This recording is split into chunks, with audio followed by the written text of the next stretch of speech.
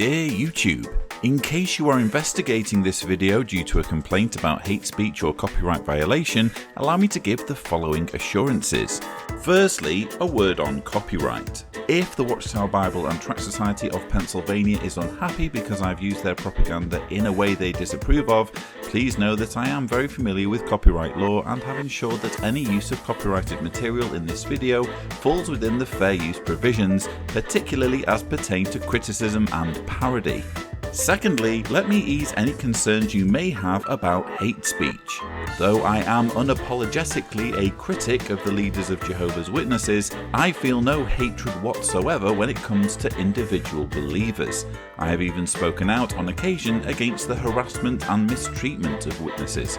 Rather than being hateful, this video, and indeed my channel, represents my attempt at respectfully offering a helpful resource for witnesses who are beginning to think of their faith as false or harmful and would like to know the other side of the argument.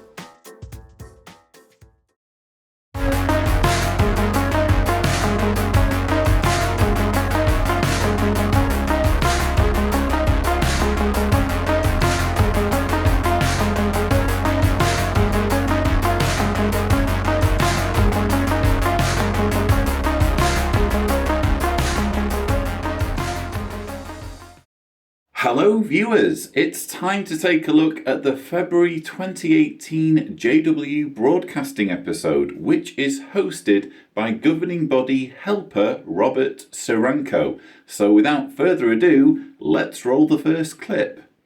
We have individuals driving from an hour and a half to over 3 hours one way to share in this form of witnessing. National parks generally have what is called a freeness of speech area. So that allows us to be able to get permission to go into the parks, to set up our carts there. It's just a nice place to come and relax. And when people are relaxed, they're wanting to talk. They already kind of have a sense of closeness with God. It kind of gets them thinking about their spirituality. And then when they see our cart displayed so nicely about that, it kind of draws them towards that.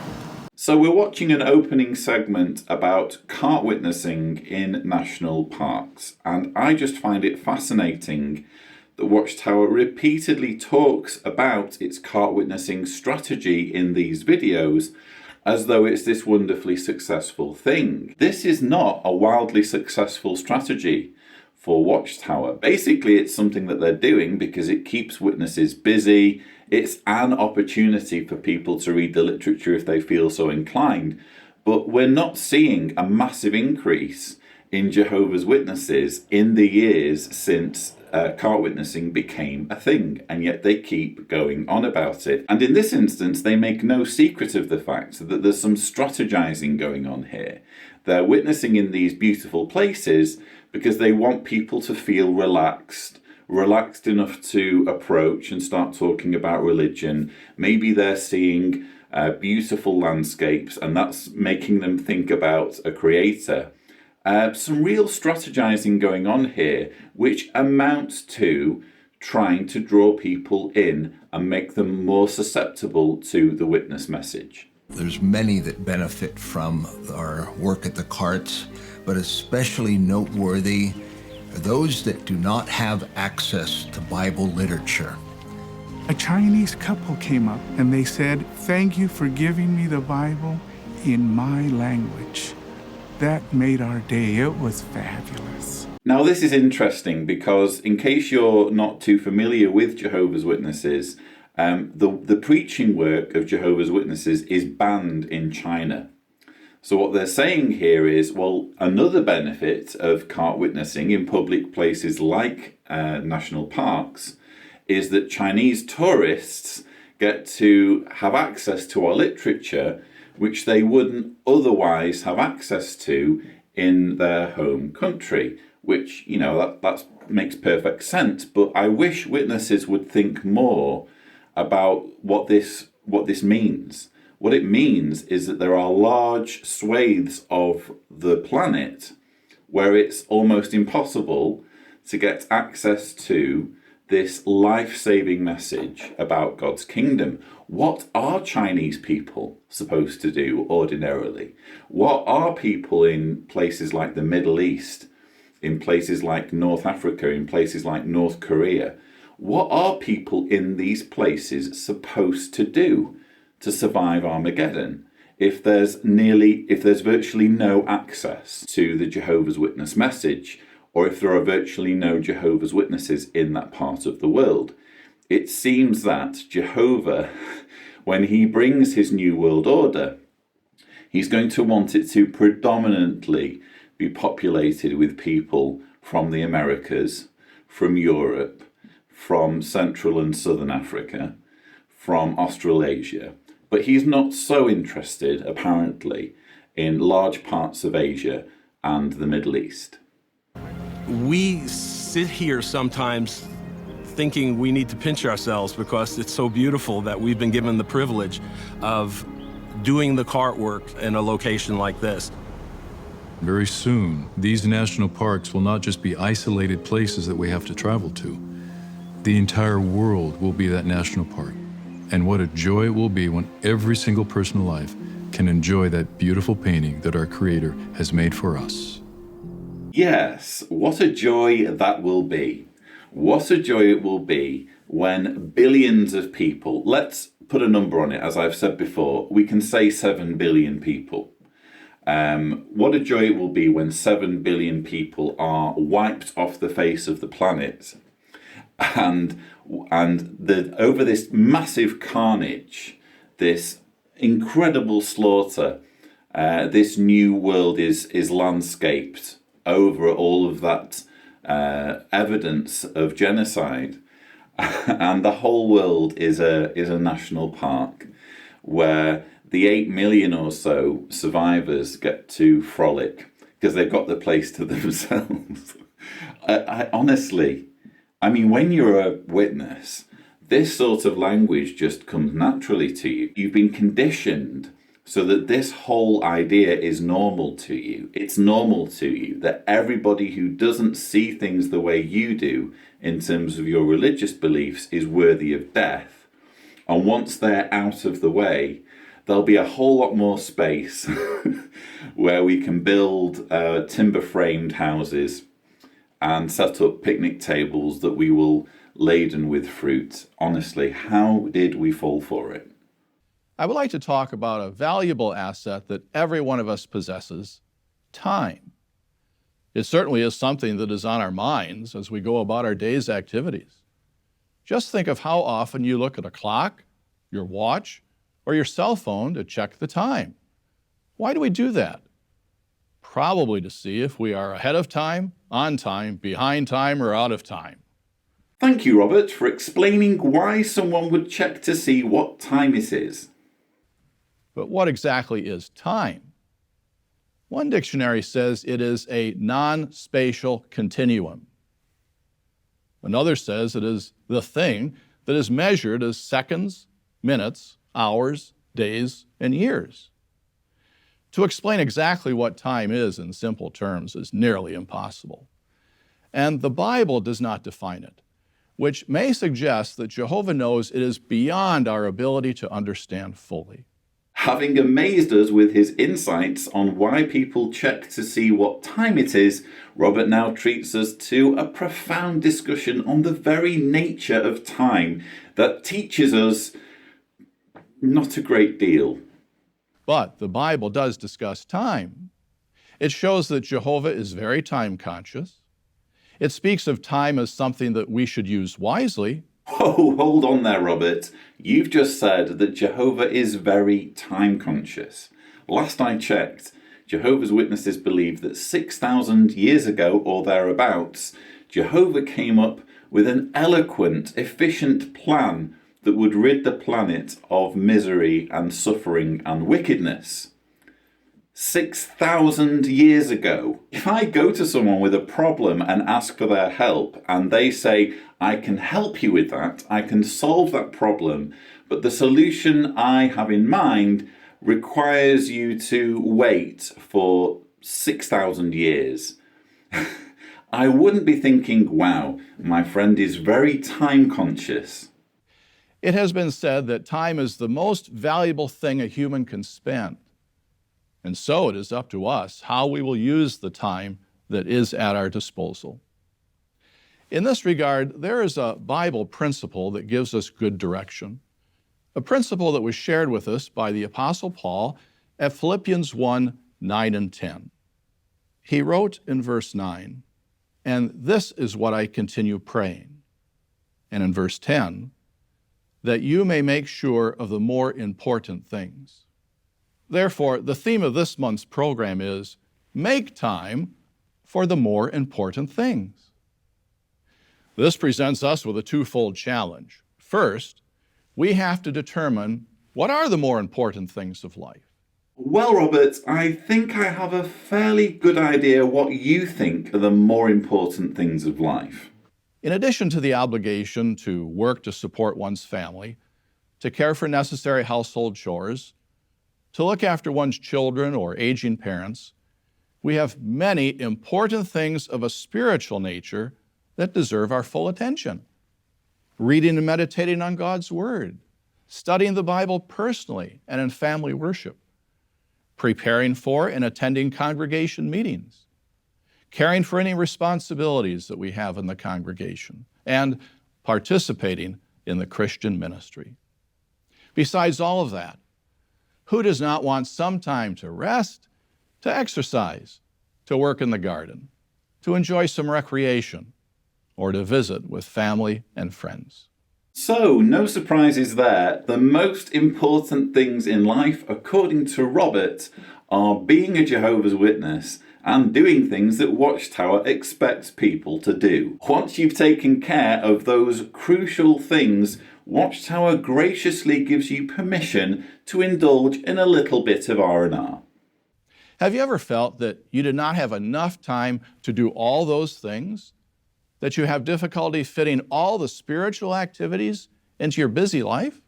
Actually, yes, I can vividly remember feeling that way when I was a Jehovah's Witness.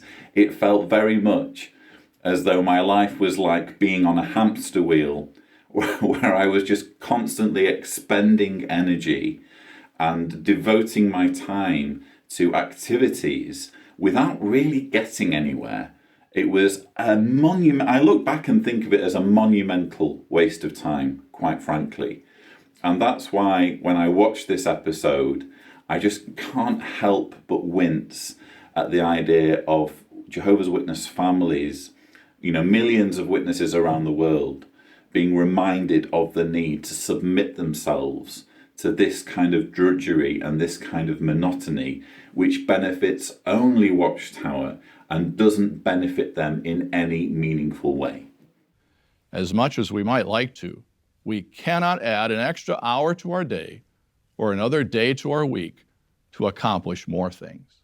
Well, I continue to learn things in this episode. I've just learned that I cannot add another hour to my day or another day to my week.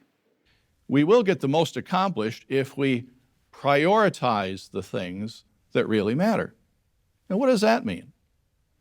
To prioritize means to decide which tasks are more important and to do them first. In other words, decide what must be given attention prior to other things. Thank you, Robert, for explaining what it means to prioritize.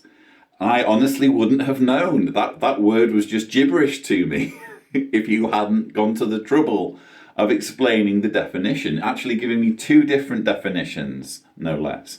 Honestly, this is one of the clearest examples I think I've ever seen of JW Broadcasting speaking down to the audience and dumbing down its content to the point where if you have just a rudimentary knowledge of what words mean, this is painful to watch or listen to. You genuinely feel as though your intelligence is being insulted. A Christian who diligently cultivates his spirituality can be confident of Jehovah's blessing, whereas a person who is distracted by worthless activities puts his relationship with God in danger. How can we avoid that?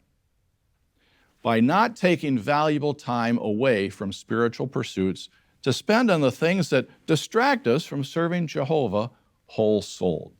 This is just a fantastic example of Watchtower's black and white thinking, we've just had this distinction made. Either you're serving God whole-souled by devoting all of your time, or virtually all your time, to serving Him, or you're in trouble.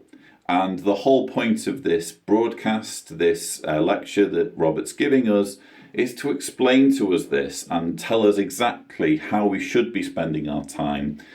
Again, the micromanagement here is just astonishing. This is the kind of control that Jehovah's Witnesses are under. Control that means they don't even get to decide how their time is spent. When it comes to communicating with others, what should take priority? Starting our day by giving Jehovah praise and thanks and prayer for another day of life? Or telephoning an old friend to catch up on the latest news in his or her life? There's nothing wrong with talking to a friend, but we need to make sure we take the time to talk to our very best friend, Jehovah. Obviously, it is more important to communicate with our Heavenly Father. So, praying to Him should be a priority. I'm sorry, this is one of those times where I'm going to have to delve into my atheist ideas. So if you're one of my viewers who is a believer, you might want to tune out or bite your tongue or something. But I just can't understand how it can be said that your priority should be talking to God, who's basically your imaginary friend. That should be more important than talking to your real friend, which is what Robert is saying here. And there's also the fact that this is considered to be so ritualistic. I mean, you talk to someone when you need to talk to someone, or you talk to someone because they're just there. You know, if you have your family, if you're living with a family, there's going to be conversations that just arise sporadically, just because you're mingling with each other and you're encountering them, and that's how relationships work. They're not all planned. They're not. You don't think, right, this morning I'm going to sit down with my father for 5 minutes and we shall talk. That's just not how it works. But that's apparently the kind of relationship that the creator of the universe requires of you. That when you wake up in the morning, you should be thinking about basically nothing else other than to contact Him and tell Him what your plans for the day are and in what ways He can help you achieve those plans. Now we can address the second part of our challenge, to make ample time to care for the more important things of life. What does Paul's counsel to make the best use of your time actually mean? Literally, in Greek, it means to buy out the appointed time. That implies buying time at the expense of something else. Thank you, Robert, for explaining what it means to buy out time. So it helps to analyze how our time is actually being spent and to see what adjustments are needed so that we can buy out or make time for the more important things. If we perceive what the will of Jehovah is, then we certainly will want to use as much time as possible to forge an ever stronger relationship with Him and to share fully in sacred service. Do you have definite periods set aside for the spiritual activities of life? For congregation meetings, the schedule is set for us. We know exactly when our congregation meets for its midweek and weekend meetings. We just have to be sure that we do not let anything else get in the way of our attending, because the meetings are a priority. Hebrews 10:25 says not to forsake them. First of all, the Bible doesn't order Jehovah's Witnesses to attend their Kingdom Hall meetings.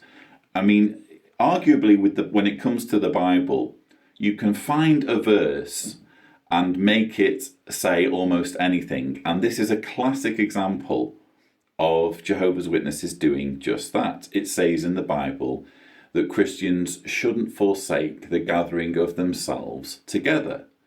But clearly, that leaves a whole lot of room for interpretation. At what frequency should Christians gather together? Who gets to decide when these gatherings should be? How do they make that decision? What are the logistics involved? Watchtower just comes along and says, we have the answers here. We've decided that these gatherings should be twice a week. There should be a midweek meeting and there should be a weekend meeting. And if you're not attending both of those meetings, even if it's at the expense of employment, so your employment takes a back seat when it comes to the priority of attending these meetings. And if you don't attend those meetings, you're going against this scripture that says that Christians shouldn't forsake the gathering of themselves together. That is just overt manipulation and coercion. And it's typical of the kind of control Watchtower wields over Jehovah's Witnesses. And here he's basically saying, oh, well, the great thing is that you guys don't have to worry about making the decision as to when you're going to gather, because we have lovingly made that decision for you. So all you guys need to do is obey. What does your family do most Saturday mornings? And now let me see. I'm walking on sunshine. Whoa, I'm walking on sunshine. Whoa, it's time. But guess how Robert wants us to spend our Saturday mornings? Many families have the routine of going in field service every Saturday. Rarely is anything allowed to get in the way of that routine. For them, Saturday morning is not the time for music lessons, dance classes, cooking courses, working out at the gym, or anything else. It is their time for field service.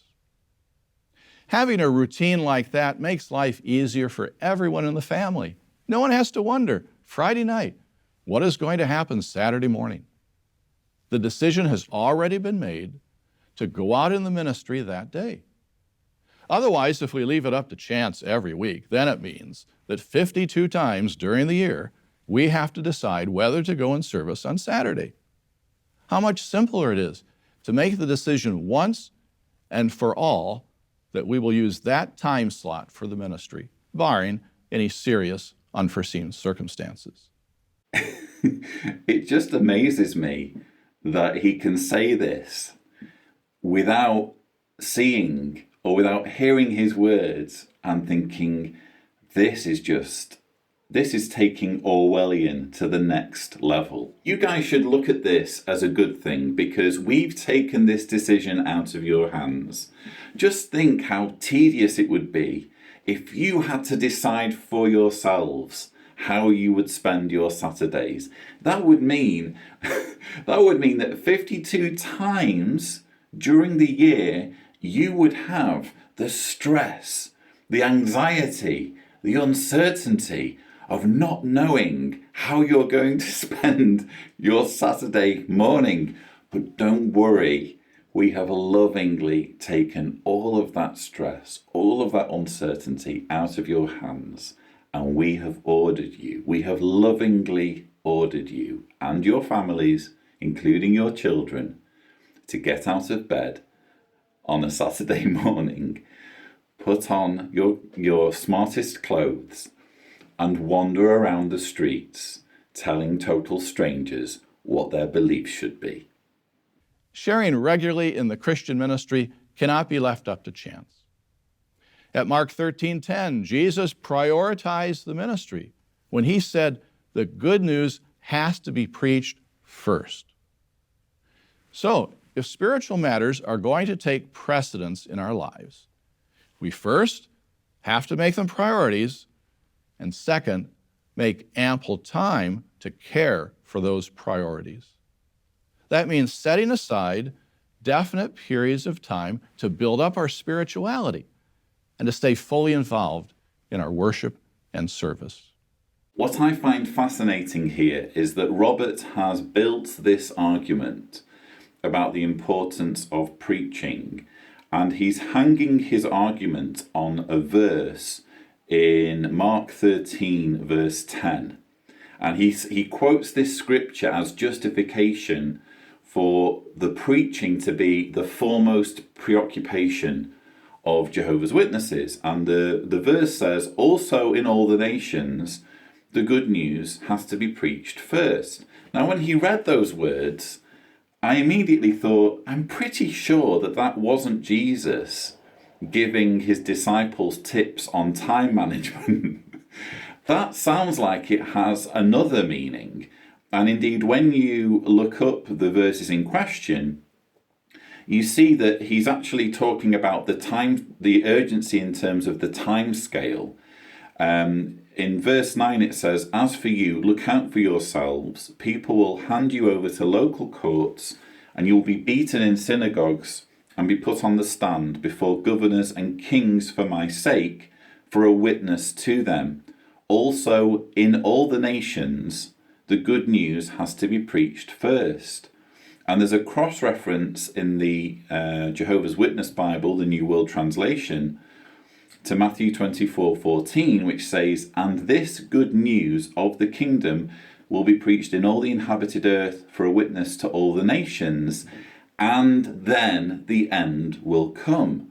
Which leaves me with the understanding that when Jesus says the good news has to be preached first, what he's saying is the good news has to be preached before the end comes. He's not handing out advice on time management to his disciples, I would suggest, based on the context of those words. Now, don't get me wrong, I'm sure there are other verses that Robert could have invoked in the Bible to make his point. I just don't think this is one of them. I think in this case we have a very clear example of a Bible verse being misapplied. Can we shorten the time we spend on hobbies, recreation, sports, social networking, and devote that time to our Bible reading, family worship, meeting preparation, or field ministry? If we can, we will find it to be spiritually refreshing and invigorating. One married couple decided to eliminate some of their hobbies and personal projects. They even packed them up and put them out of sight. Why? So as not to be distracted by those things. They were non-essential activities that they decided they could do without. Likely, we could all benefit from taking inventory of our lives and limiting any unnecessary activities that may be interfering with our spiritual routine. Imagine how rewarding that would be. Just think, if we could buy out 30 minutes each day from doing something that is not essential, that is about how much time it would take to read the entire Bible in 1 year. Or if we could buy out an extra hour or two each week for the field ministry, think of how much more we could accomplish and how happy that would make God and Christ as they see us making time for the more important things. All joking aside, I think that what we've just listened to is some very damaging, dangerous, disturbing advice when applied to the extent that Robert is suggesting. What he's saying is that spiritual activities need to take priority to the point where if you have anything in your life that isn't oriented around your worship as a Jehovah's Witness or your service of the Watchtower Society, then that needs to be, you need to eat into that. You need to take time from that to give even more time than you would ordinarily need for your worship. And you will reap dividends, apparently, if you do this. I think this is really dangerous advice to be handing out from, I mean, I'm not a psychologist, I'm not a mental health expert, but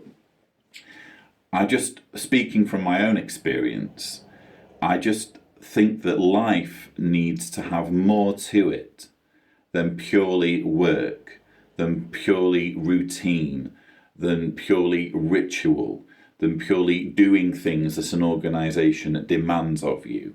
I think your life needs to have variety in it. It needs to have rest in it. It needs to have goofing around in it. It needs to have laziness in it. Because what will happen if you don't have downtime is that you risk burnout. You risk, as I would suggest, having a nervous breakdown. I think that's the end, that's the potential result of applying what Robert is suggesting here. And he wheels out this example, which I was familiar with from my time as a witness, of a couple physically putting items related to their hobbies in a cardboard box, sealing that box and putting it in the attic. And I can't remember where that came from, whether it was in a watchtower or just like one of these urban myths that get circulated around in talks from congregation to congregation. But again, what a damaging idea, that if there is anything in your life that doesn't benefit Watchtower, that doesn't benefit the governing body in some way, you should put it in a box and you should put it in your attic and forget about it. And your life should be devoid of fun and relaxation and downtime and goofing around, and every minute of the day should be accounted for. This, I'm sorry, is really irresponsible advice to be giving to millions of Jehovah's Witnesses. Making time for what matters most in life is something we all need to do, even our young ones. And that's the focus of this month's music video about the important things.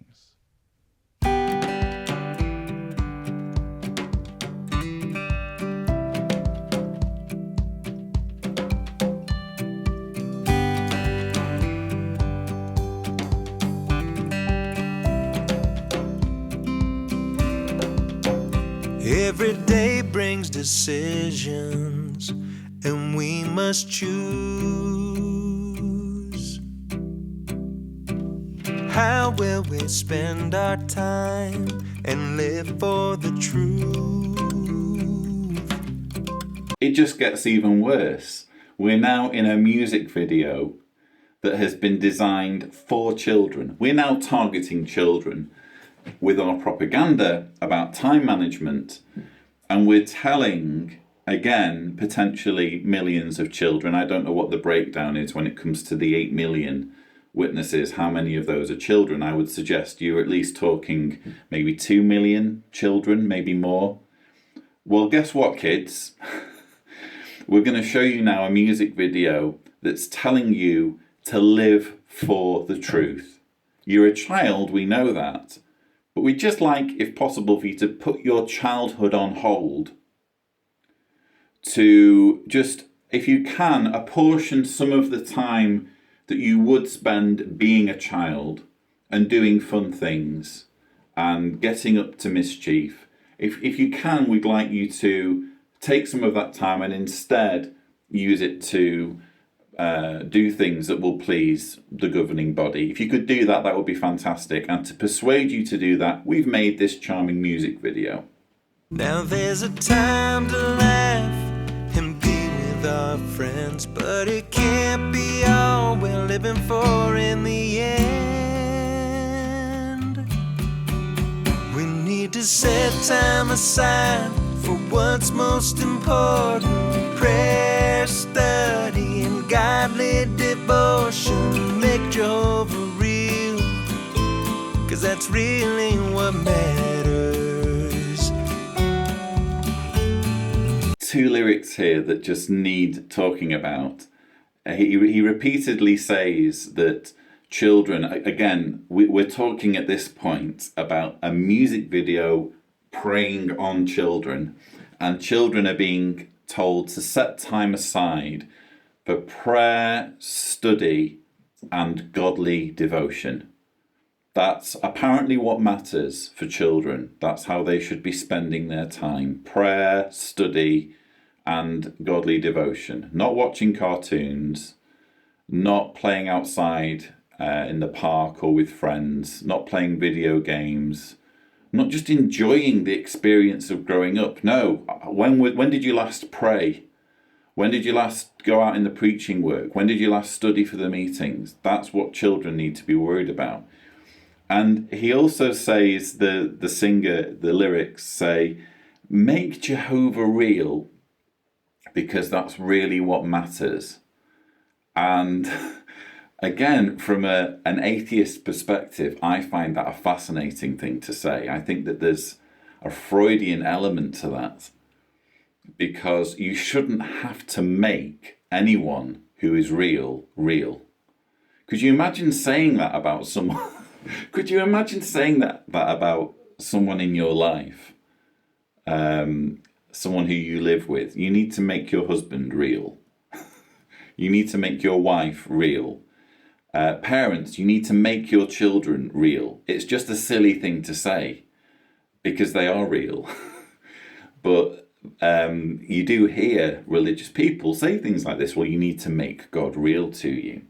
I shouldn't have to make God real at all. He's either real or he isn't. It has nothing to do. It has nothing to do with me making him real. So I just found that a fascinating little thing that you do hear religious people say.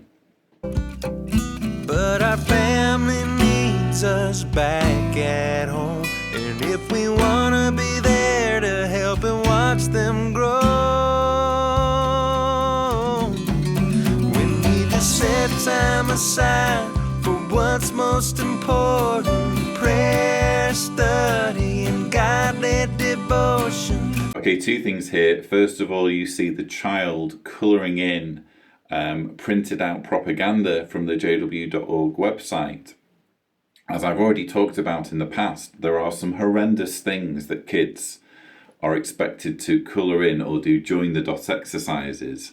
There's, for example, imagery of Lot's wife being turned to salt, or a baby being dangled by a soldier with a knife ready to butcher it. This is the kind of material that apparently is healthy for children to colour in. And just to emphasise that point, let's make a music video about the importance of printing out stuff to coerce and manipulate your child into believing what you believe or what you're supposed to believe. Really sickening. I never cease to be disgusted by child indoctrination, especially now that I'm obviously no longer religious. I just think, how can you take pride in manipulating children using the fact that they are just inevitably going to trust you, basically stealing and misusing that trust to embed your unproven ideas on their young minds? I just find it really, really unsettling. And you also have these kind of pro-family images. I think the lyrics say something like, your family needs you back at home. Oh, well, isn't that nice? Coming from a cult that routinely breaks up families if one of the family members stops believing what the governing body is telling them. Throw off those things pulling us down. Think about the future, where we are now. Let nothing take the place of more important things.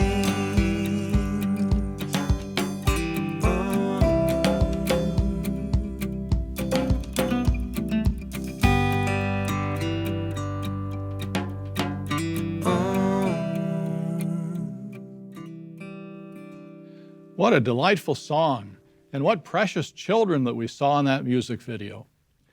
Well, today we invited two young people to join us in our studio. This is Logan, and this is Aiden. Thank you for coming. Thanks for inviting us. What did you think of that video? I liked it, that it showed a lot of families doing stuff that involves Jehovah. Good. One thing I noticed was they were all in a relaxed setting. It was not like busy city. They were at like the shore where they were talking about the Bible. And it was nice family time they were having. Good observations, fellas. Now, 3 times in the chorus it said, we need to set time aside for the most important things. Then it mentioned 3 important things. What were they? Prayer, study, godly devotion. That's it. Very good. Good things for all of us to remember, wouldn't you say? So yes, as though this video couldn't get more disturbing, we now have 2 young boys, Logan and Aiden, who have been drafted in to help drive home the message that even children don't get to decide for themselves how they spend their time. And I hope you notice this. When Robert says, well, what were the 3 things that were drilled into us in that song that are important? Logan and Aidan say prayer, study, and godly devotion, but they say it in a rehearsed way. So I think it was Aidan says prayer, then Logan says study, and then, well, they alternate between saying godly and the other one says devotion. I forget precisely which order, but that's rehearsed. So the whole point of bringing people on should surely be that although there's an element of preparation involved, they should be able to express themselves and say what's on their mind. And yet even here, Watchtower is telling these kids not just what to say, but how to say it. Well, now, my wife and I are in the same congregation with Logan and Aidan and their families, so I know what excellent meeting attenders they are. And what I really appreciate is that you participate in the meetings and you comment in your own words. That's very good and sets a nice example. Keep it up. Ah, well, there's a surprise. Rather than Logan and Aidan being randomly chosen from among the JW Broadcasting audience, basically this is because Robert knows them from his congregation. They've won the lottery of being born sufficiently close to the world headquarters that they are in the same congregation as a governing body helper. And wouldn't you know, this governing body helper has been so impressed with their comments and the fact that they're able to comment in their own words that he has recruited them into his stint at hosting JW Broadcasting. Now, I've got to ask you, do you have an idea for a new Caleb video? Oh, pick me. I've got an idea. We could do a video showing Sophia being told that she needs to give her ice cream money as a contribution to the No, we've done that one. We could do a video where Caleb and Sophia are threatened with death, just like Noah and his family survived and everyone else drowned. They have that kind of imagery come to their mind as the consequences if they fall asleep at the meat. No, damn, they've done that one. How about one where Caleb is manipulated into throwing away his plastic toy because it displeases... No, damn it, they've done that one as well. Oh, how about one where Sophia sees some artwork at her school that's drawn by one of her classmates, and her classmate is drawing her two moms, and Sophia goes running to her mother, and they have this conversation that amounts to, well, what you really need to do is persuade your classmate that this is wrong, and that the only acceptable arrangement for marriage is one man, one woman. Oh, damn it, they've done that one as well. I think I have one. Caleb is at school. He gets asked to go to a birthday party at someone's house. He goes home, shows his parents the card, and they discuss what he should do about it. And he preaches at school. But before he does that, Sophia gives him a couple pointers on preaching at school and boldness. Good. How about you, Aidan? Do you have an idea? Yes, I think a good idea would be a new kid comes in Caleb's class and it was his birthday. And he passes out the treats, but Caleb says no, thank you. And then he bullies him that he doesn't get fun, he doesn't get so much treats at school. And I think he should discuss it with the family, and maybe he could tell the bully why he doesn't celebrate birthdays. Very nice. Well, I'm sure the teaching committee of the governing body will give some thought to your recommendations. So, Logan's idea is for a Caleb and Sophia cartoon driving home the message that Jehovah's Witness children don't just go to school to learn, they also go to school to try and exploit that opportunity to manipulate other children in their classroom into believing as they do. So, wow, that would just make for such a charming cartoon. And Aidan's idea is twofold, really. He wants a cartoon that reminds children that birthdays are bad, even though the Bible doesn't say that birthdays are bad. The Bible has 2 examples of bad things happening at birthdays, but that doesn't mean birthdays are bad.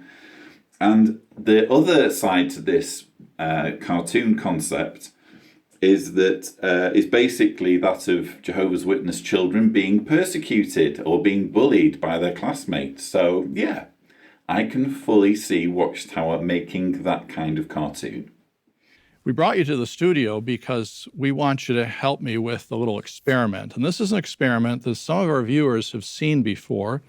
And you've probably seen it too, because it's mentioned in volume 2 of the book, Questions Young People Ask, Answers That Work. This is where it starts to get painfully obvious that Robert Ciranko is not a parent, has never raised children, doesn't know the first thing about kids. Because he says to Logan and Aidan, oh, well, you'll be familiar with volume 2 of the Young People Ask book. Here is volume 2 of the Young People Ask book. Now, when I look at Logan and Aidan, and I asked Deanna as well what she thought about what their ages might be. Obviously, I don't have that information. They look to me like they could be around 7 or 8 years old.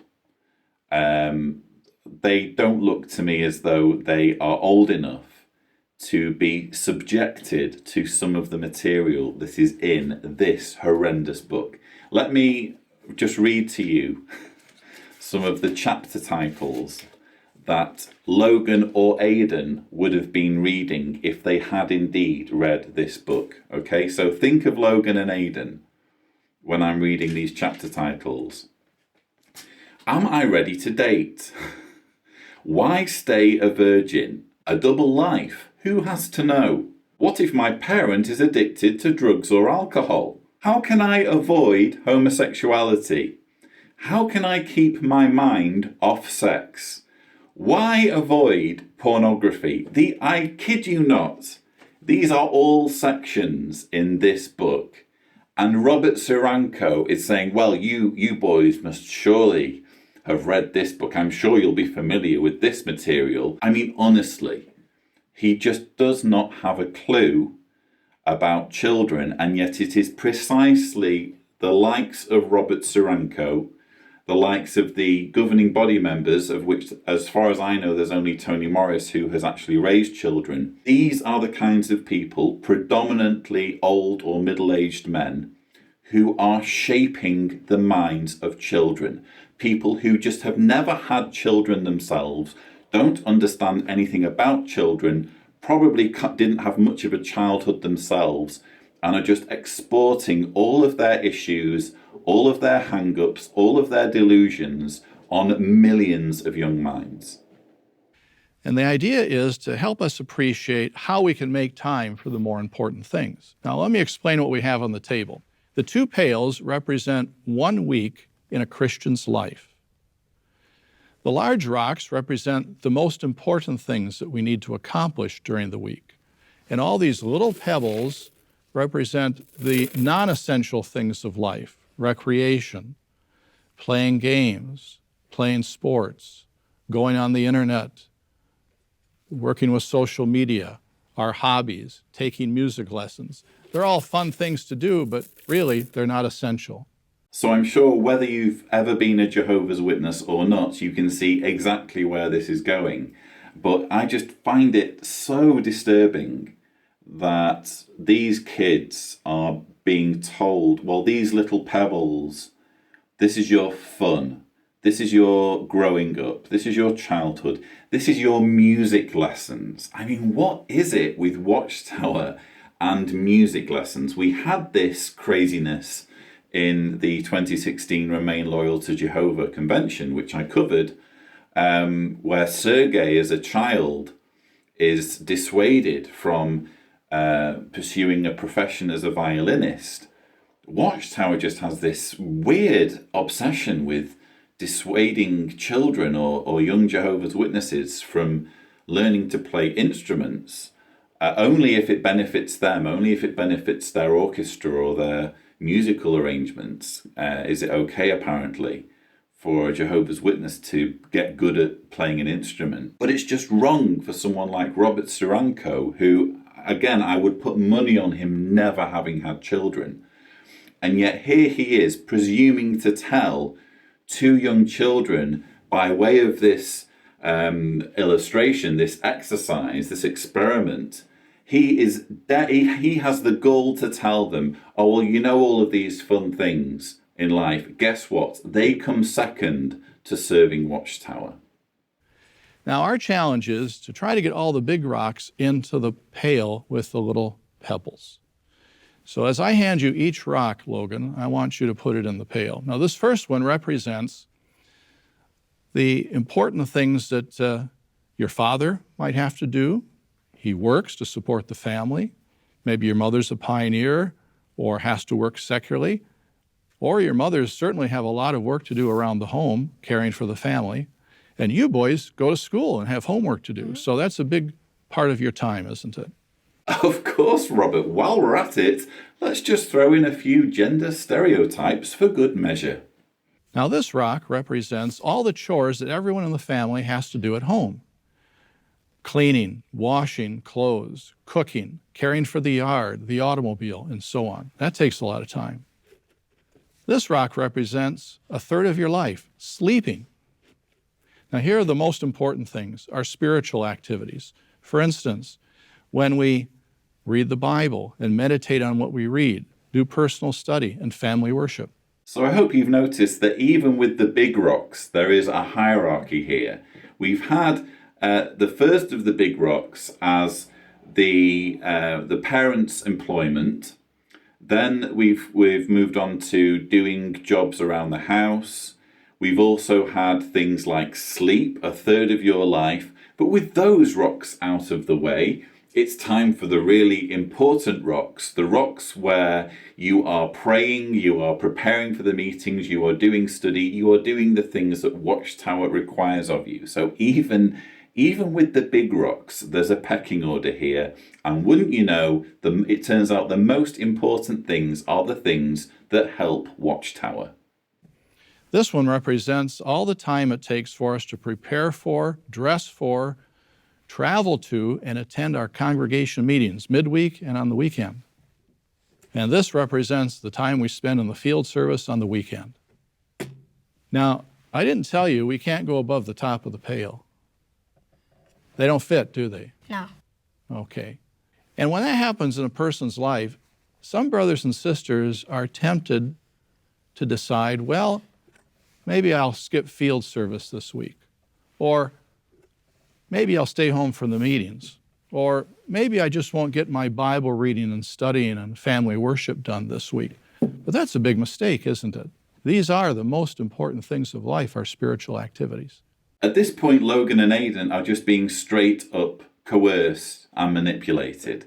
He's no longer asking for their participation. He's no longer asking what their opinions are or ideas are. He's preaching to them. He's telling them, never mind what you think.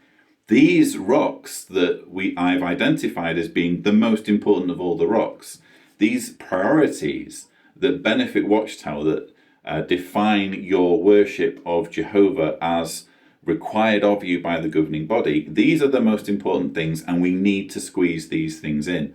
And I also found it fascinating how he worded it when he said, some brothers and sisters do this. And I think that is very interesting when you consider that he's talking to two children.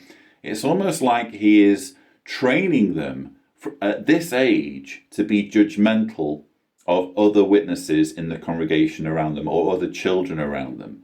He doesn't say, now we could be tempted to do this. He says, some witnesses might be tempted to do this. So that is an element, I think, of being a Jehovah's Witness that I really don't miss, where you're not just interested in your spirituality and your relationship with God, you're also essentially an informant for the elders. I mean, there are talks at conventions where witnesses have just flat out been told to snitch on wayward brothers and sisters.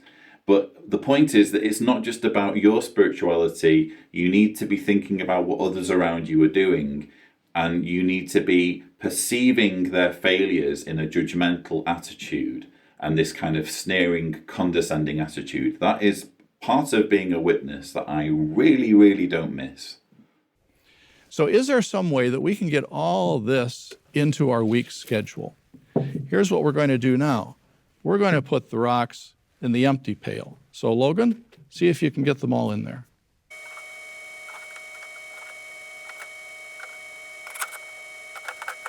Very good. They all fit. Isn't that nice? We can get the more important things done. But you know, we also want a little time for recreation, don't we? So Aiden, let's have you pour the little pebbles into that bucket and see how much of that you can get in there.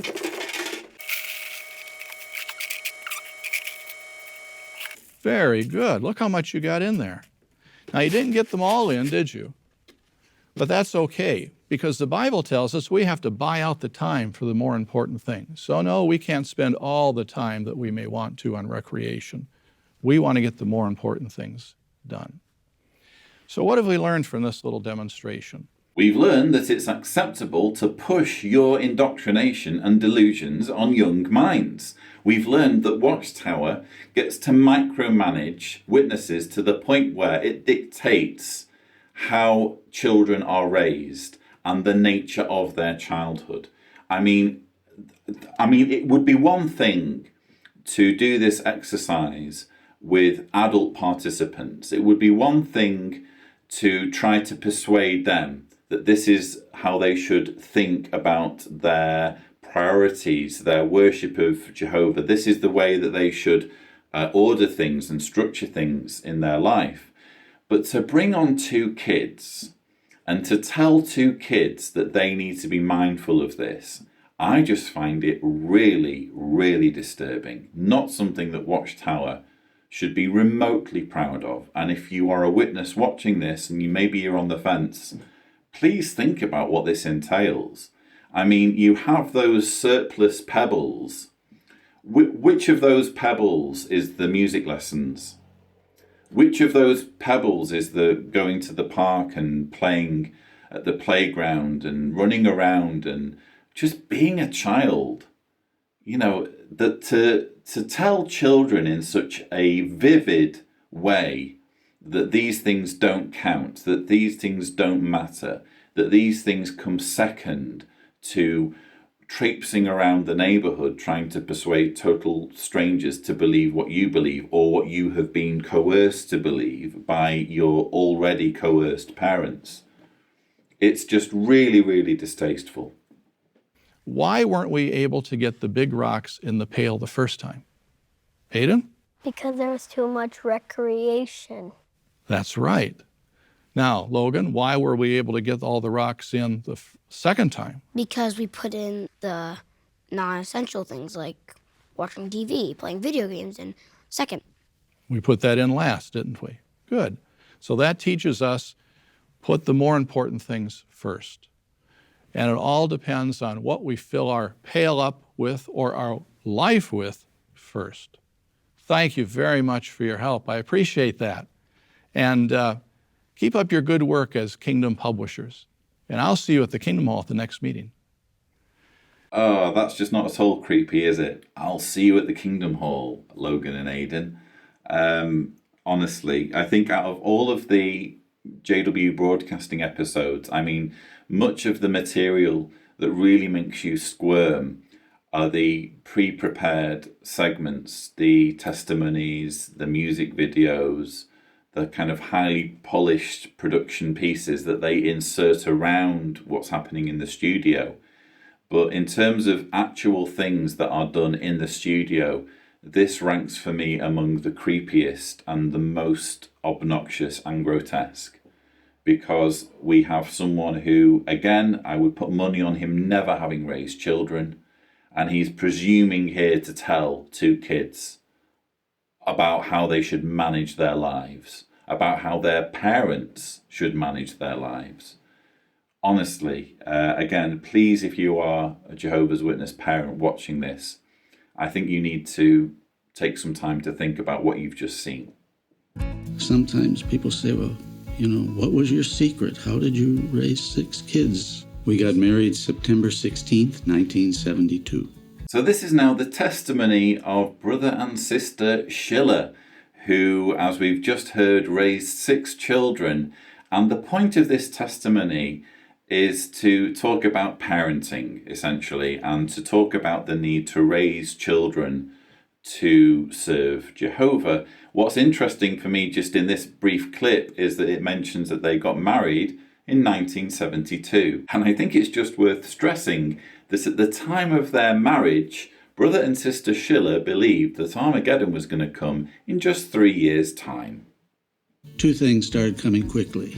Spiritual privileges came along, and the children came along together. I was made an elder shortly after the elder arrangement came into effect. The kids were just part of all that. I think sometimes they didn't know it. We were doing substitute work with 5 children, and I don't think they even knew what we were doing. In 1989, we were pioneering, and then we had the opportunity to help out at Bethel, maybe a week or two at a time. About that time, Patterson was starting up, and we kind of recognized that maybe we were getting too comfortable. We went in, and one time at Bethel today, if you need a doctor out of Patterson, why, we'd be available. Or we could make ourselves available, maybe. And wouldn't you know it, shortly after we got a call, how quick could you sell your place and be up here? So we went to Bethel with 6 kids, sold our house at a loss so we could do that, and started a new life there. Right, there's a whole lot of backstory here that would be really, really helpful. I want to know how Brother Schiller became a doctor, because this is directly relevant to what we later hear when they start talking about how they steered their children away from higher education. Well, as it turns out, as we've seen in the photographs, Brother Schiller is a doctor, and being a doctor requires higher education. So at what point, Brother Schiller, did you become a doctor? I think I would guess that he became a doctor before he became a Jehovah's Witness. So he had that, he very conveniently managed to secure his livelihood before he got roped into a cult. Assuming I'm correct, before he got roped into a cult that would have made it impossible for him to do that. And in the ultimate irony, Watchtower capitalizes on the fact that he has been through higher education by inviting him to become an official resident doctor at one of their facilities. So they are perfectly happy to enjoy the fruits of higher education when it suits them. Oh yes, Brother Schiller, we are thrilled that you spent years of your youth going through college, going through university, getting your medical training, because wouldn't you know, we need a doctor. But when it comes to a young Jehovah's Witness trying to decide what path to take, what profession they want to be involved in, how they want to provide for themselves or their family, well, we've got something to say there, because if it doesn't benefit us in some way, we'd really rather you didn't get that qualification. I mean, the hypocrisy here is just breathtaking. But I did just want to add that they're talking about Patterson and Brother Schiller becoming a doctor at Patterson. And one thing that I was kind of trying to figure out was how did they get to Patterson with 6 kids? Because quite simply, Bethelites don't get to have children. They don't have creches set up at Warwick or at Woolkill or at Patterson. It's if you are a couple assigned to Bethel and it's found out that you're expecting a child. I know of couples that have been sent home from Bethel because you just can't be a Bethalite and have children at the same time. But quite clearly, a different rule applies if it's a very niche requirement, such as a doctor who can attend to the governing body members or the Bethel family. Well, then the rules can change slightly. And I actually remember visiting Patterson when I was still a witness, and the dining room at Patterson, you have to go up some stairs, and then there's this massive dining room with big windows, and because it's on one of the upper floors, there's a big view of the surrounding countryside. And the guy who was taking our tour, the Bethalite who was taking us round, he took us to the window and he pointed to some houses on the horizon. And I'll never forget him saying, that's where our doctors and our lawyers live. So Watchtower didn't just have the complex, they had individual properties around the complex, where I'm assuming in one of those, Brother Schiller was living, because that's the only way I can think of. And when it shows some of the footage that we're about to see of the children being raised, it's quite clear that the family wasn't staying in ordinary Bethel accommodation. You'd come home tired. It would be so easy not to have the family study maybe one Monday. It's those basic, simple things that I think kept us on an even keel. I often think of the illustration that Jesus gave at the end of the Sermon on the Mount when he said that about this foundation that was washed away. And Jesus never blamed the storm. He blamed the foundation. And so we recognize that any child anywhere, in fact even adults, get their faith tested. So we tried to really make sure they had a good foundation that didn't get washed away. Prepare them. Let them learn how to deal with people while they're under your care, and get them ready for life. We got to thinking other parents require their kids to go to college, so we just required them to pioneer for a year. Any kind of education, any kind of secular education, can teach you how to have a skill so that you have a job. But the Bible teaches you how to live. And it teaches you principles that you can live your life by. And all of them kept pioneering. You know, they did various jobs to support themselves. They cleaned, they worked in lumber yards, they worked on roofing. None of them have a complicated life that holds them down. I wanted everlasting life for my children, and I knew I would have to give them back to Jehovah. We have to realize we don't own our children, Jehovah does. And we have to respect that. We're not telling them what to do anymore. That has to be one of the most chilling segments I've ever seen on a JW Broadcasting episode. Just when I think I can't be surprised or shocked or appalled at what they put together in these episodes, they come out and they put something out like this. Where Sister Schiller, you are entitled to your opinion, but it's a very, very disturbing opinion that, hey, guess what, Jehovah's Witness parents? Your children belong to Jehovah. They are rented to you. You are a leaseholder because your children's destiny, all of that gets to be decided on by Watchtower. Because when we say your children belong to Jehovah, what we mean is your children belong to Jehovah's organization. And when we say your children belong to Jehovah's organization, what we mean is Watchtower and the governing body, they get to decide how your children live their lives. And that's why higher education is wrong.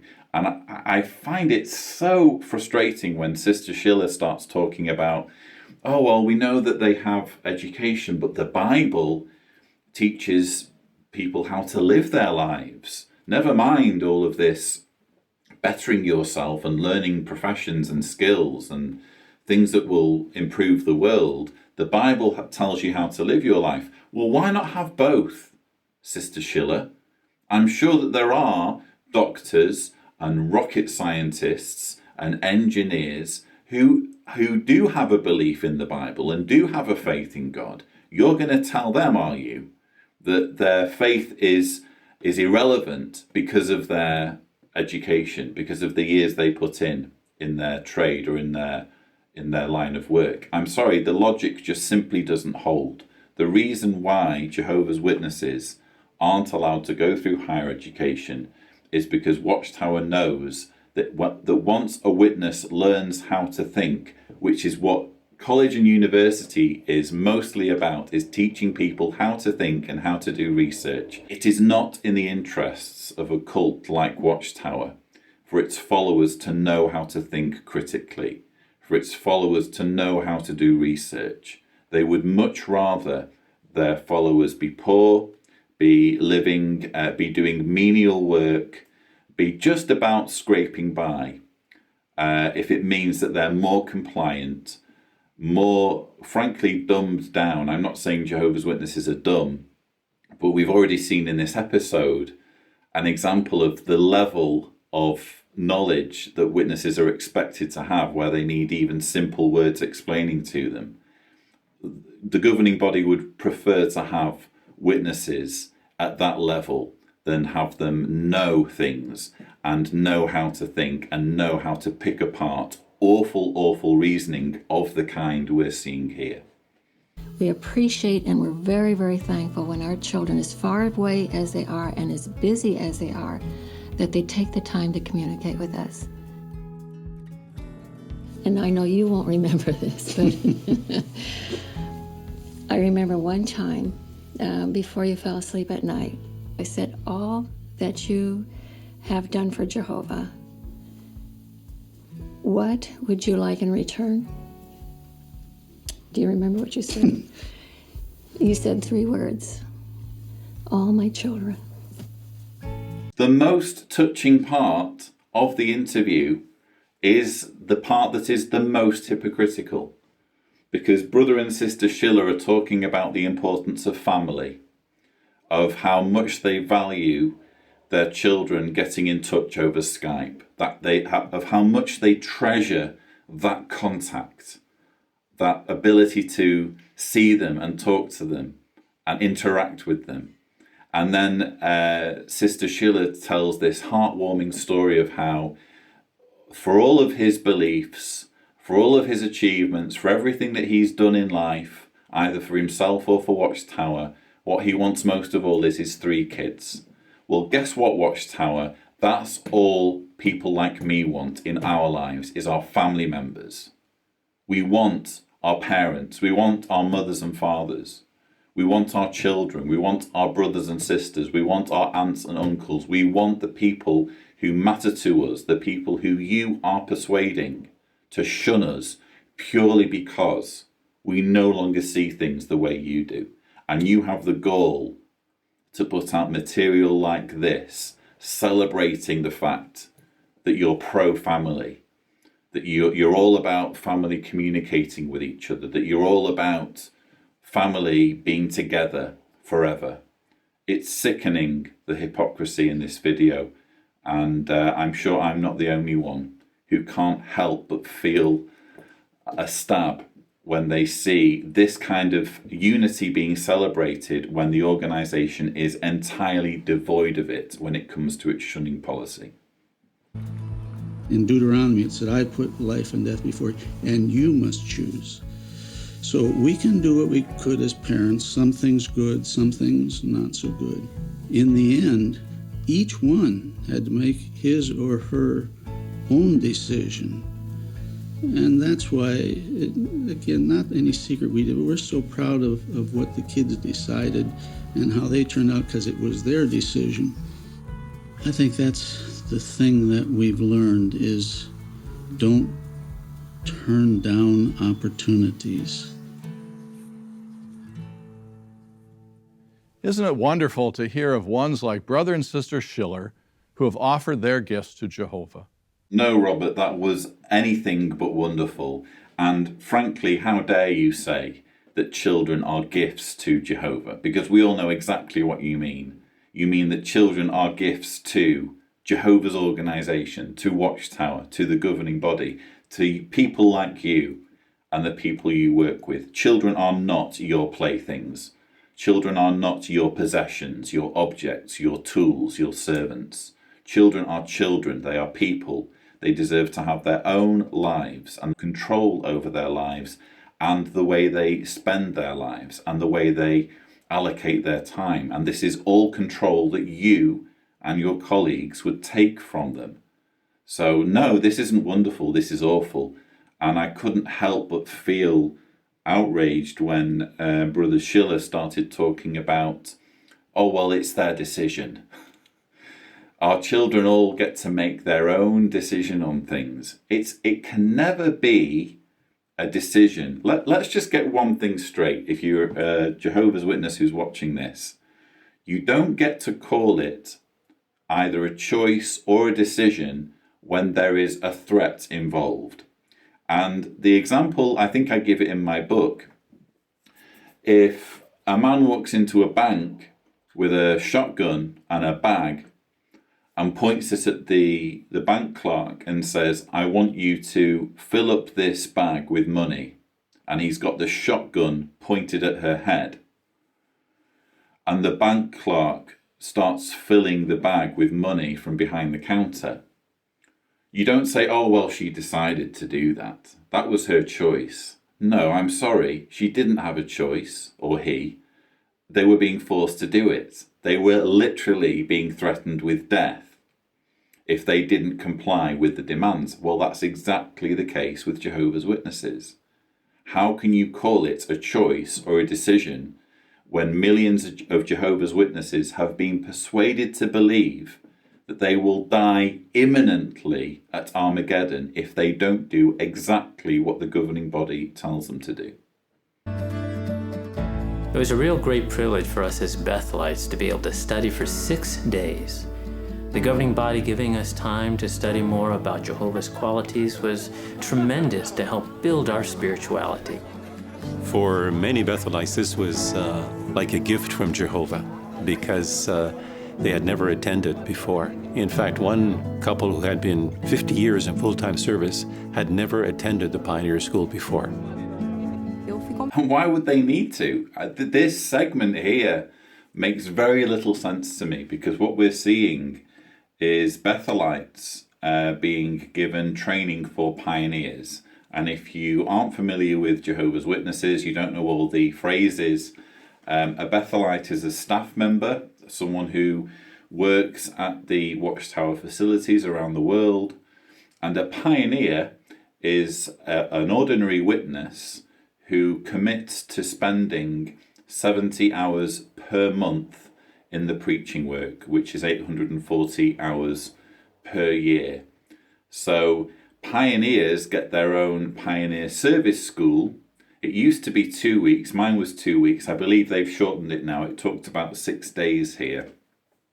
But anyway, they get given basically classroom training on how to be better pioneers.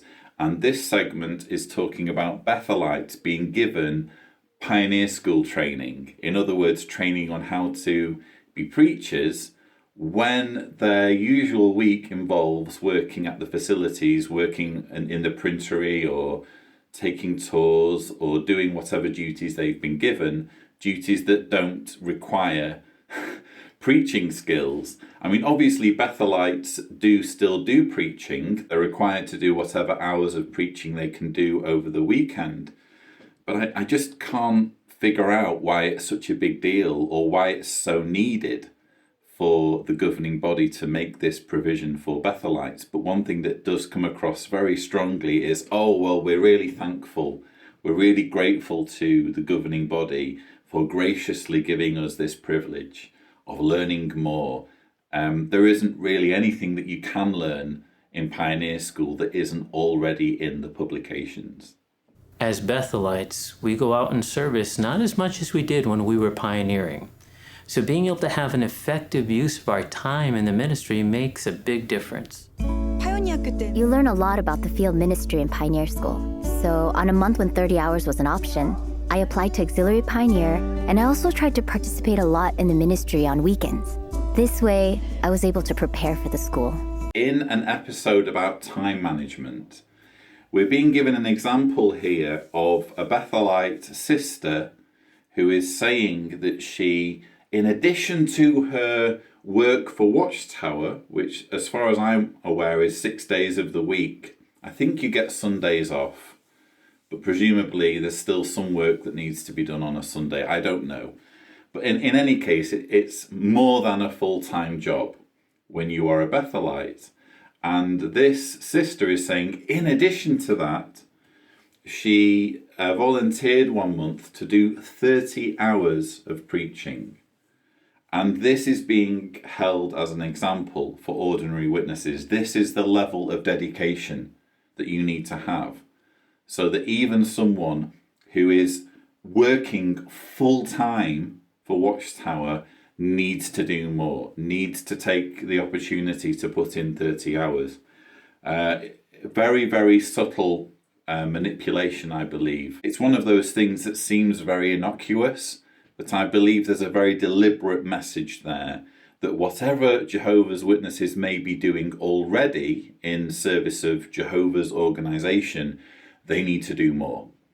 There was a demonstration about what not to do in a Bible study, and I saw myself doing some of those things. So I realized that I really needed to get better at conducting Bible studies. I remember one demonstration that taught us how we can witness informally in a supermarket line, for example.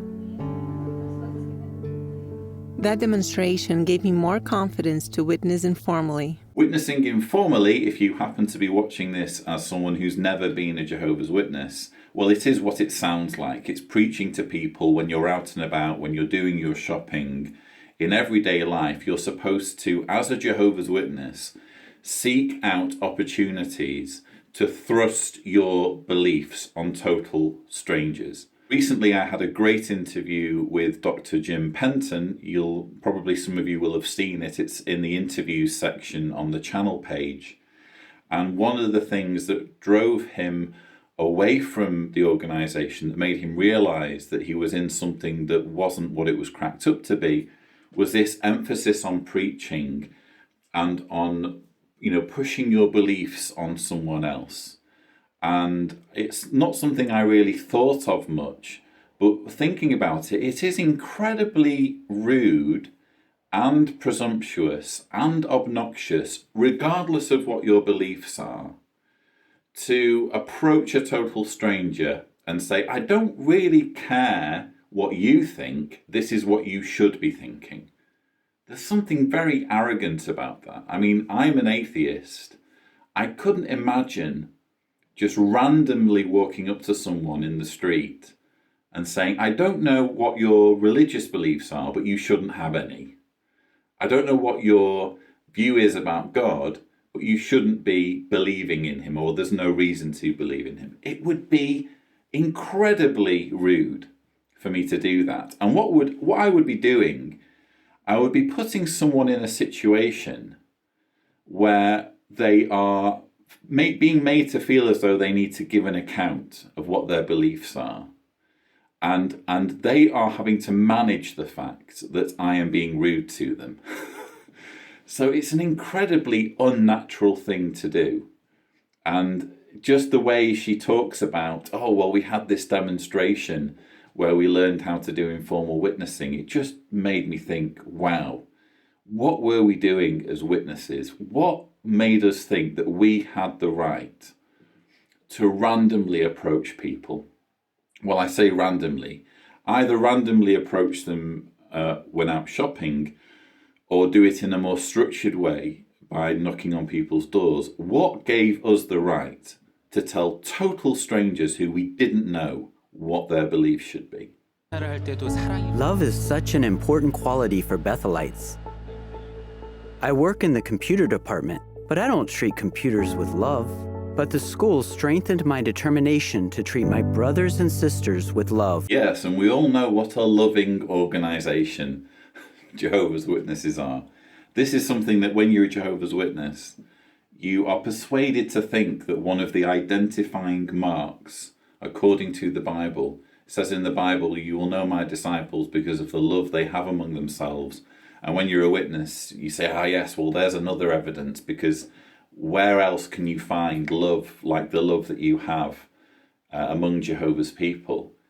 And it's only when you start doubting and you start having serious questions that you see just how thin just how I call it a veneer in my latest book. It's a thin veneer of love that evaporates the minute you start questioning beliefs, or the minute you start distancing yourself from the ritualistic worship, from the meetings, from the ministry. You see very quickly just how strong this love is when people start distancing themselves from you, viewing you as bad association, and essentially preemptively shunning you.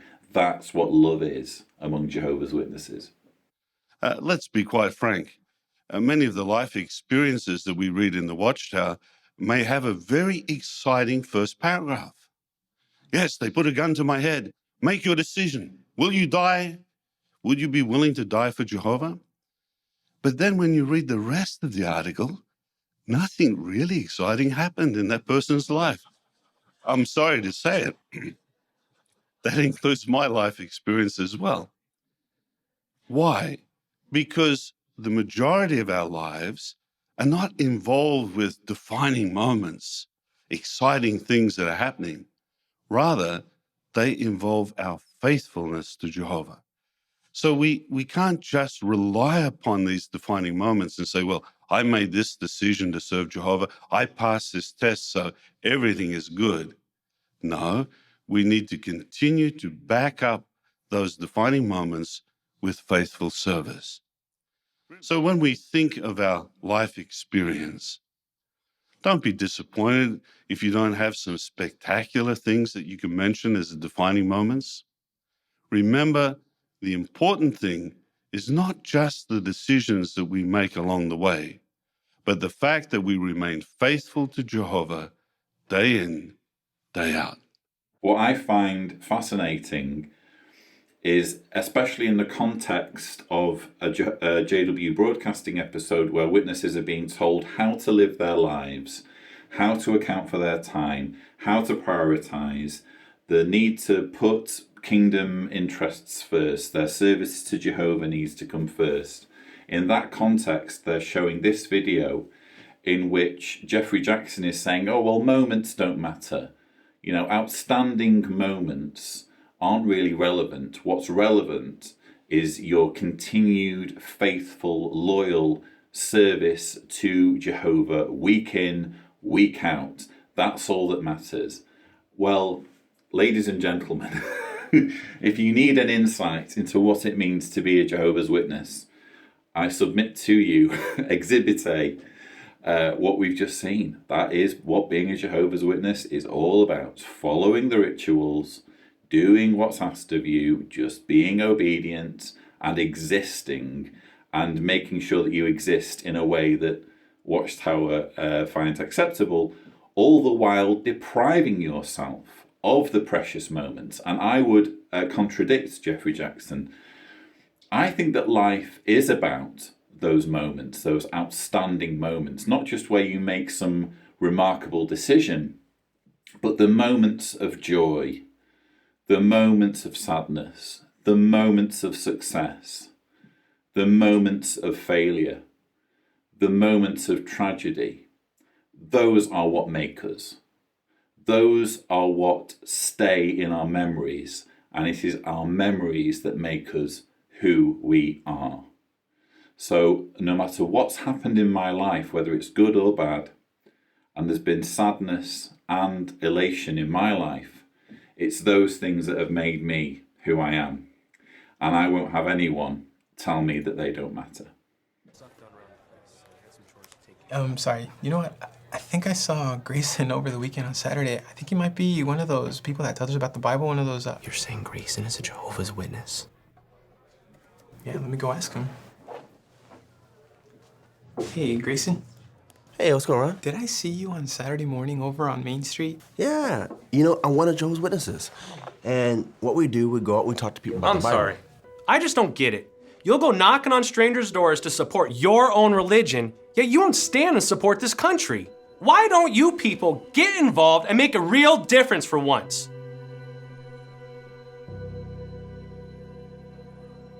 So some of you will remember the awful birthday video, which I actually featured in one of my top 10 worst videos of 2017.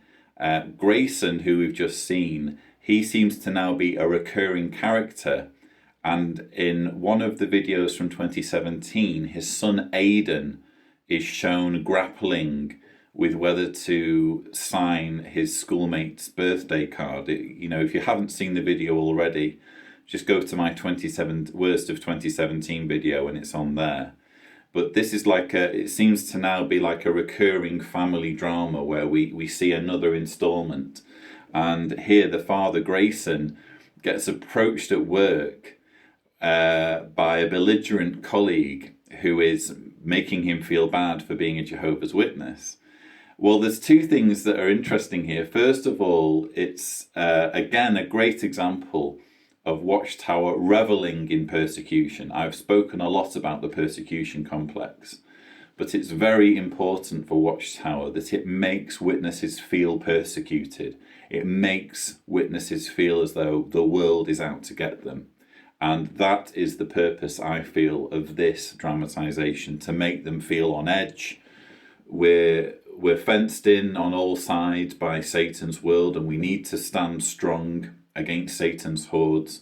But the other thing that's interesting is that of all the things that Grayson's work colleague could have cornered him on, we have shunning, we have higher education, we have blood transfusions, we have child abuse, we have domestic violence. Of all of the things that he could get cornered on, it's none of those. It's you people won't fight for your country. It's just a classic example of Watchtower kind of railroading the narrative away from the things that it knows it has some explaining to do on. It knows that it's going to have difficulty addressing those main 5 issues that I've talked about. So it picks something that's more obscure and more easy to make an argument about, because they can say, as they do later on, well, why would we want to kill people? Why would we want to fight people? So just astonishing that they pick such an obscure thing for a Jehovah's Witness to be challenged on.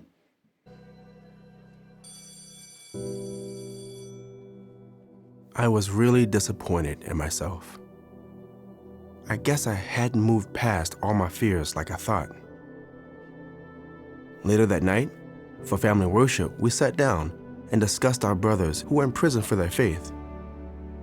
Mom, why are they in prison? They didn't want to fight? They didn't want to kill people? It really touched Aiden. He was moved to pray for them that night. So Grayson is apparently disappointed with himself for not making a stand for his convictions when cornered on the issue of conscientious objection. And then it shows that him around the dinner table with his family, and they're talking about the whole issue of conscientious objection. And Aidan says, why are they in prison? Meaning the young witnesses in places like South Korea who are languishing in jail because of Watchtower's stance on fighting and the military. And the mother says, oh, well, they didn't want to fight, honey, which sounds perfectly reasonable. Why would you want to persecute someone and lock them in a jail cell just because they don't want to fight? Now, that is a reasonable question, but when you look into the situation in South Korea, you find it's much more complicated than that. And it's much more complicated than Watchtower is willing to admit. It's not simply a case of, well, they don't want to fight, so they go to prison. That's not what the South Korean government is saying. The South Korean government, and I'm not praising this, by the way, I think there need to be changes made to this system. But the South Korean government says that all young men need to do military service, but they can do non-fighting service, but they still need to do basic training when they enroll in the armed services. Once they've done the basic training, they can do a job that doesn't put them in a position where they need to kill anyone, but they still need to do the basic training. And Watchtower says, no, you have to refuse the basic training because that is learning war, and the Bible tells us they will not learn war anymore. And because of that one scripture, you have to basically go against the government and say, no, I refuse that, for which reason they end up serving time in jail. I see ridiculous stubbornness and inflexibility on both sides, because I think that the Korean government, especially living so close to North Korea, should have more understanding of how cults work. But certainly Jehovah's Witnesses, young Jehovah's Witnesses who are in that situation purely because their leaders are putting them in a ridiculous situation where they aren't even allowed to assemble a weapon or pretend to be a soldier just for the sake of satisfying their country's laws. I think that that is taking things way too far. Always ready to make a defense before everyone who demands of you a reason for the hope you have. Peter focused on his hope, not his fear. I just can't help but point out the hypocrisy here, because Grayson is reading this scripture in 1 Peter that says, always ready to make a defense before everyone who demands of you a reason for the hope you have. So Grayson, and by extension, ordinary Jehovah's Witnesses in general, are supposed to bravely and courageously give a defense of their beliefs as Jehovah's Witnesses whenever called upon. Well, why can't the governing body behave in that way? Why can't the governing body have the strength of conviction to account for their horrendous policies? And I'm specifically talking, well, we had the Australian Royal Commission where Geoffrey Jackson did appear, but when he appeared, he just gave lie after lie after lie, and he evaded questions. He said, that's not really my field. It was a shameful performance. And you also have, probably not everyone will know this, but I actually include the original document in my book, The Reluctant Apostate. It's in the appendix. But there was a fascinating document that Watchtower sent when it was asked to appear in a child abuse lawsuit involving Jose Lopez, who was a victim of Gonzalo Campos, who was a serial pedophile. He accrued a number of victims. And at one point, Gerrit Loesch was subpoenaed to appear as the most senior governing body member. He refused. He refused to appear in the court to give a defense, as the scripture in Peter suggests, in 1 Peter. And instead, he issued a shameful statement in which he said, I do not answer to Watchtower, and Watchtower does not have and never has had any authority over me. He basically distanced himself from the organization.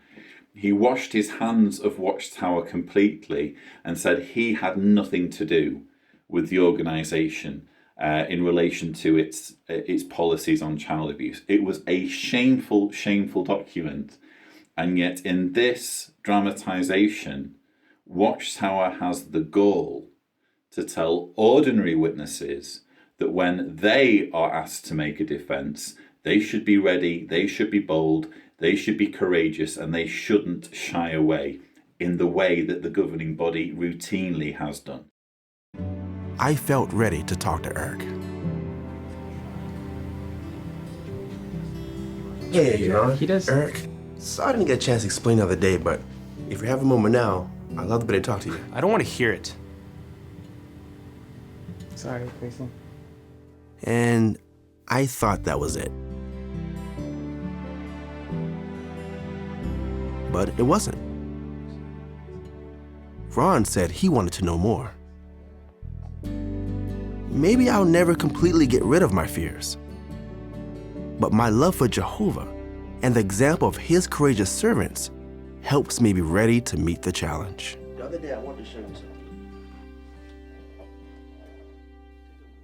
What a practical example of how taking time to meditate on biblical or modern integrity keepers can help us have the courage to defend our faith. You could probably find examples of biblical integrity keepers. But again, if you're going to come up with examples of modern integrity keepers to dwell on, and examples of modern high-ranking Jehovah's Witnesses and Watchtower officials who've stood bravely and given an account for themselves when called upon to do so by the media or by lawyers or by politicians, you're going to really struggle to find examples, quite frankly. Anyway, those are pretty much my observations for this particular JW Broadcasting episode. I feel that we have seen some genuinely disturbing material. The material about time management, the extent to which Jehovah's Witnesses' lives are controlled by Watchtower, to the point where it's even suggested that people should put their hobbies and interests into cardboard boxes and file them away somewhere. And the way that this level of control is also applied to children. I mean, it was just astonishing, and I'm still kind of reeling from it and trying to process it. But I thought that this material deserved to be commented on. I obviously do my rebuttals wherever I can to each and every JW Broadcasting episode. There are still some backdated episodes that I need to revisit, but my intention is to do rebuttals for each and every one of them, and I hope you have found this particular one interesting. Even if it's disturbing, it's still good to know. Even if you haven't been to a Kingdom Hall meeting for years, in a way it's encouraging to see what you have avoided and what you get to no longer be a part of. You no longer need to give an account for how you spend your Saturday mornings. Honestly, that part was just ridiculous. You should feel grateful for the fact that we have removed your choice in this area. So yes, some fascinating stuff to get my teeth into on this one. I really hope you have enjoyed my thoughts. Please don't forget to subscribe for more videos if you like what you've seen. And as always, thank you for watching.